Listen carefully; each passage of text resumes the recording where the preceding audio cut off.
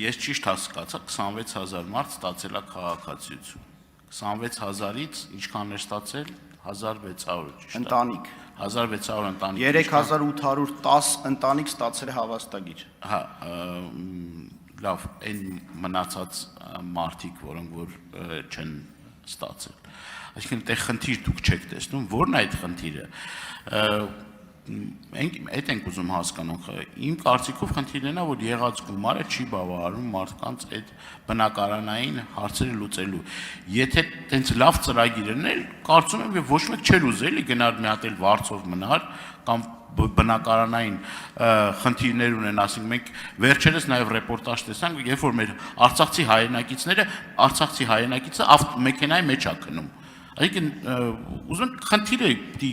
ռեալ հասկանանք ինչ է որ կարողանանք դրա լուծումները տանք մարդիկ կան որ մինչև հիմա բնակարանային խնդիրներ ունեն ու այդ մարդիկ շատ են